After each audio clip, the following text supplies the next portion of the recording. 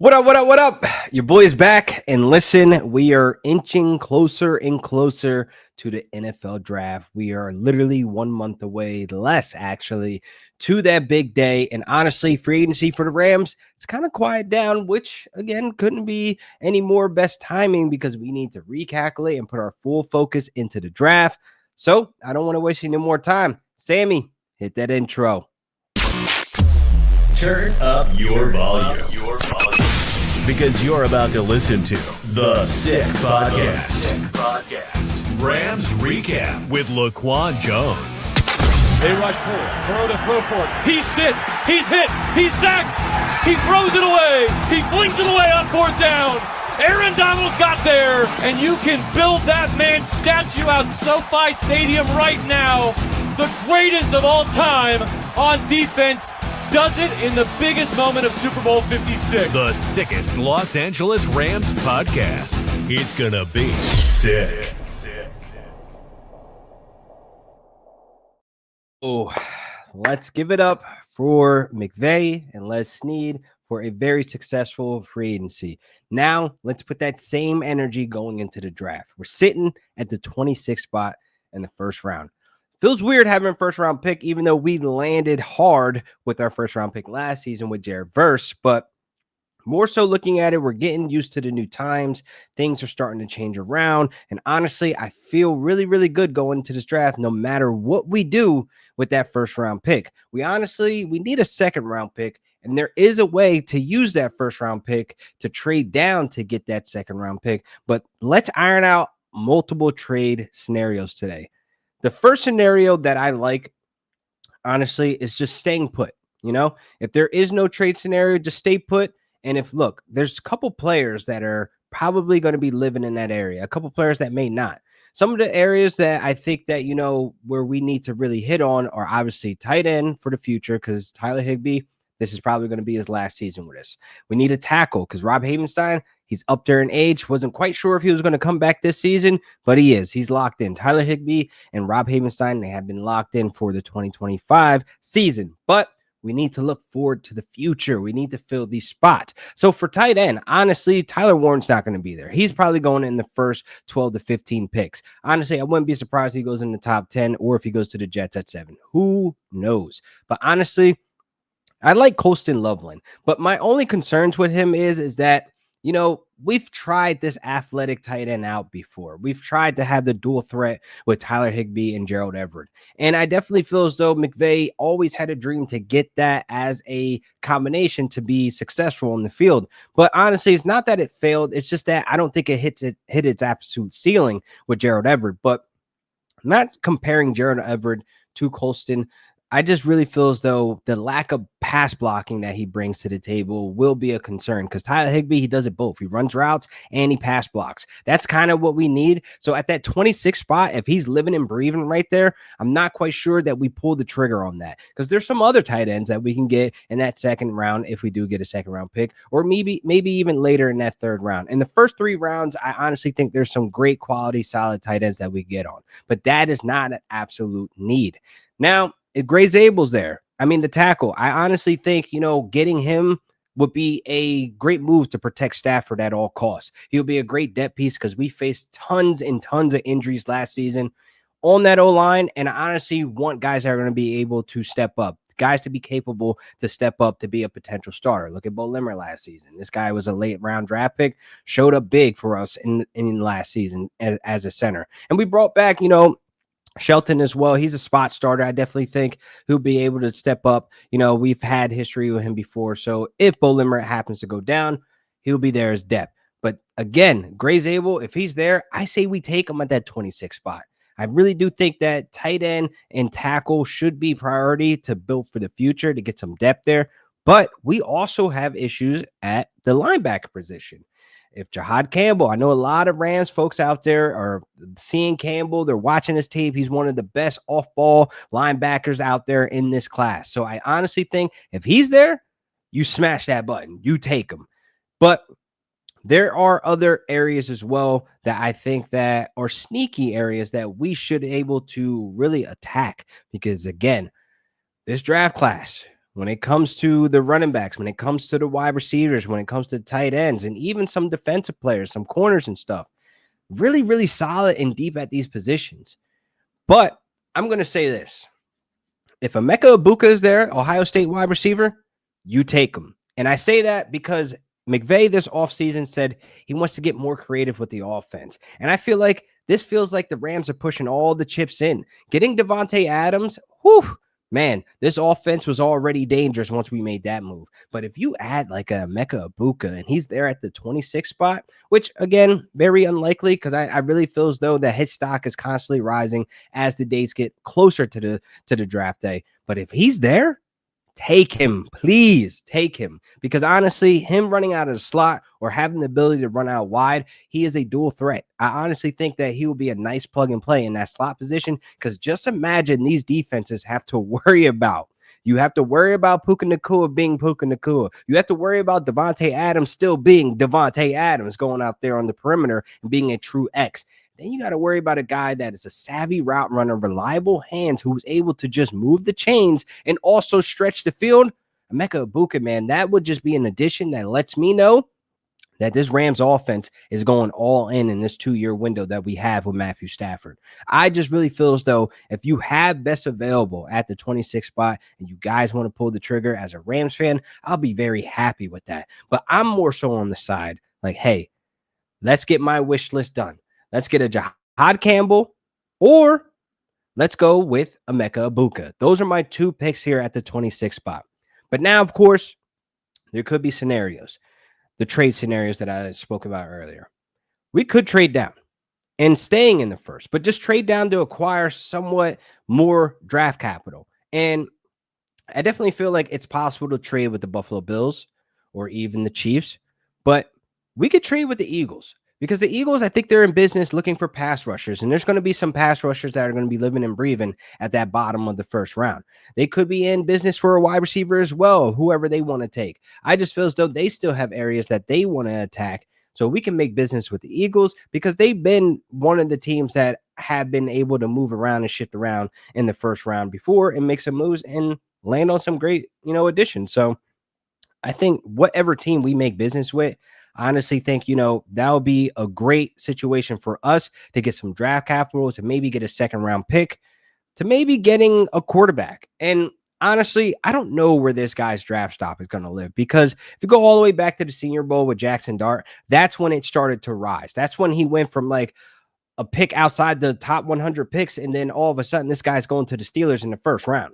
I mean, I don't know, but we'll see. But I honestly think the draft is going to shape out a little bit in our favor if we're able to move around, if we're able to have flexibility, to not feel pressed about that first round pick. We're a team in the past that went from 2017 to 2023 without a first round pick and hit on all our draft picks. This is why I trust in this organization, because no matter what we do, we always find a way to find the gems. Puka Nacua, Cooper Kupp, Jared Verse, Braden Fisk. The list goes on of all the value picks that we got, and they overperform. They hit the ground running. That's one of Les Snead's best superpower, is to find the gems and utilize them and get them to hit the ground running. So honestly, whatever we do at that 26 spot, I just don't want us to get cute. I don't want us to feel like we're pressured for that spot. Because again, I'm okay with whatever we do. But at the end of the day, I trust in Les Snead. I trust in Sean McVay's judgment. So I really feel as though Rams fans should just be at ease on draft night. There should be no type of pressure. Like, we should just be watching that draft with our feet kicked up, knowing that we smash free agency, knowing that we have the confidence that we're going to smash the draft. I really have not seen a failed draft from Sean McVay or Les Snead in their errors. I have not seen it. I have not walked away from the draft like, oh my God, who is this guy?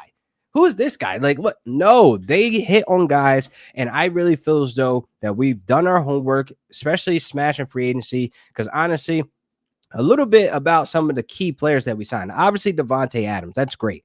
But Poona Ford, boy, what a signing. A nose tackle with his ability and had his best season last season with the Chargers. Listen, he may not get all the sacks. He might not be an Aaron Donald or a Jared Verse. He may not be one of those guys.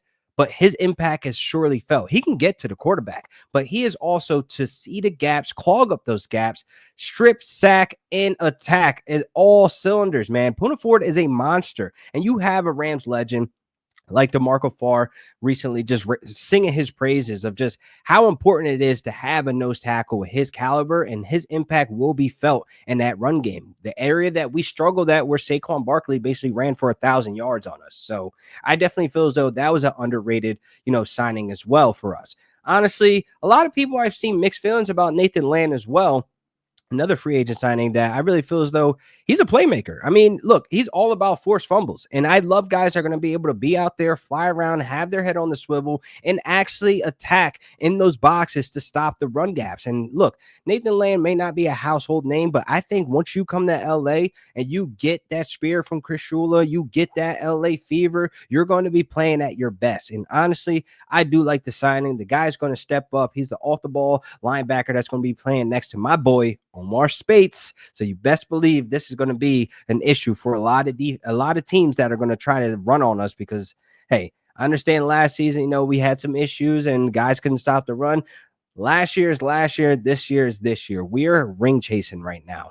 But more so, with that point being made, we don't need to go to the draft looking for more trench depth. We need secondary guys. We need guys that are going to be able to take the ball away, guys that are going to be able to play press and be able to be all over the place. I love the guys that we have. Jalen McLaughlin. I mean, honestly, Kobe Durant is solid. I mean, we got Witherspoon back, which was such a clutch signing. Thank you, God. A 1-year deal, but maybe we can get some things going. The money's coming in, so maybe we could sign him for a longer because I definitely think Witherspoon is definitely one of those signings that he's going to be happy, paid, and going to make a huge impact on that defense. And obviously, Cam Kitchens, Cam Curl, the secondary, the safeties, free safeties, whatever.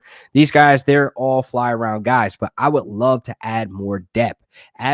So we could just keep rotating guys out so we could stay fresh, stay healthy because injuries really plagued us last season. I want to go into this season full health, fingers crossed. But obviously, we need some depth pieces, and I think this draft will attack some of those depth pieces on defense. I do think, again, I don't want to get too happy about having this first round pick and then, we end up trading up because there is a scenario that we actually trade up. I don't want us to trade up because I really don't feel as though us trading up, we're going to get the better end of the deal. I don't think we're going to come out of that with a second round pick. You know what I mean? We're going to come out of that giving up 1 or a third. So I've seen some scenarios on Twitter, Blue Sky. I've seen some people talking about moving up maybe at 19 and trying to get Colston Loveland, but I've already explain my issues with that. I definitely feel as though that would be great if we can get him at 26, but at 19, it's a little too expensive for my blood, man. But I definitely think there is going to be a lot of movement in this draft, not just coming from the Rams. Like people maybe come knocking on our door. Who knows? Whatever the case may be. But I do want a second round pick. Now, finally, I think it's an under the radar move that we can make as well with a couple of those third round picks that we have, or even maybe if we get a second round pick, is that we draft a running back.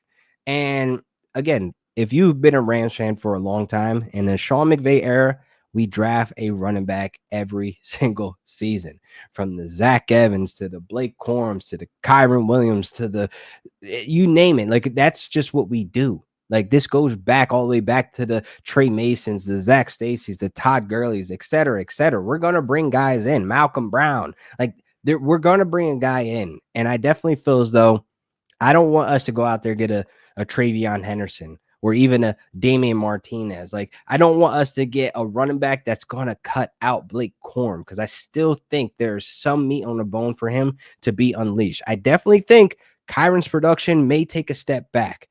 Honestly, with the addition of Devontae Adams and his red zone presence, I don't think that Kyron's going to be leaned on a lot this season, even though this is a very important season for him, being that he's trying to get paid. But I'm not quite sure the Rams are there yet. I'm not quite sure if we look to extend him next season and maybe it's a move on situation. I don't know, but we need somebody explosive. And honestly, we need it at the running back position. We need somebody that could take it to the house. We need a home run hitter like a Travion Henderson, which, again, I don't think we're in the striking distance to get him without a second-round pick. But wouldn't be mad. would not be mad if we get a second round pick somehow with some of these trade scenarios and moving up, moving down, whatever the case may be, and we end up with a Travion Henderson. That to me, that's pretty clutch. Or Brashad Smith from SMU. I mean, honestly, he has Christian McCaffrey like tendencies. He's able to catch the ball. He's able to be explosive and take it to the house. I wouldn't be mad at that picking with one of those third round picks as well. But it's also just understanding that we need explosiveness. And honestly, there's another guy that I forgot to mention if he's there. If he's there at 26, I've seen some Rams fans talking about Luther Burden. I have my issues with Luther Burden, and it's all depending on landing spot. But Sean McVay deserves a Debo type. He deserves a Debo Samuel type. And I think Sean McVay will be able to take Luther Burden to the absolute peak of his talent. He'll take it to the moon and stars. He'll be able to be so versatile. He'll live and breathe out of that slot, be able to do the jet sweeps that we know Sean McVay likes to do with Puka Nacua, or back when it was Robert Woods' job, or even Cooper Kupp doing it. I definitely think he will be electric. He will be one of those guys that would just kind of be worked in and be designed plays for, but he'll still be a headache and a nightmare for all defenses because, again, you're going to have to run two safeties high. You're going to have to watch out for Puka Nacua and Devontae Adams, because if you have somebody electric like that playing out of slot, or even if it's Jalen Nolan, I mean, geez, there's so many options here where we need to get wide receivers. And I almost forgot too. Puka Nacua's comment about retiring at 30, and that puts like a 7 to 8 year window on him, which is fine. Honestly, I think that this draft has a great set of wide receivers that can contribute even if Puka suffers injury, because that injury history that he is starting to build up is definitely concerning, especially with the knees, man. Like, we've seen Todd Gurley get taken out with his knees, and like, I have the same fear for Puka. We just lost basically Cooper Kupp with his ankle issues, and you know, he suffered a knee injury as well in the past. So the injuries is really what worries me as a Rams fan. Like, I want to stay ready so we do not have to get ready. So again, I'm rambling at this point, but at the same time, I'm like, look, I want to iron all this stuff out for all the Rams fans out there, for myself as well, to kind of just, when we go to the draft, I'm okay with whatever they do. Just address our needs. Get a off the ball tackle linebacker, get an explosive running back, or get an explosive wide receiver, fill that slot position. And again, if we end up not doing any of these things, I trust in Les Snead, I trust in McVay, and I trust my Rams to go out there and get us another ring, baby, because we are built to be the most dangerous team in the NFL. We are the most dangerous out the West. We're the most dangerous team that you do not want to see in the playoffs, and we have all the right pieces in-house. So I want to stop here, but I want to thank you guys for watching. Make sure you guys are liking and subscribing. And honestly, I cannot wait until draft day so I could just be excited and just go over of all the picks, all the guys that we got. But I'll see you guys next week, and we'll cover some more draft scenarios. We'll cover some more trade scenarios. Maybe there's some news. Who knows? But we will be back here for the Sick Podcast at the Rams Recap. It's your boy LQ, Mr. Real Deal Fantasy. Make sure you follow me on all social media platforms. Peace. And that's a wrap. Hope you don't miss us too much until next time. Follow the Sick Podcast Rams Recap with LaQuan Jones on YouTube, Instagram, Facebook, Google Play, and Apple Podcasts.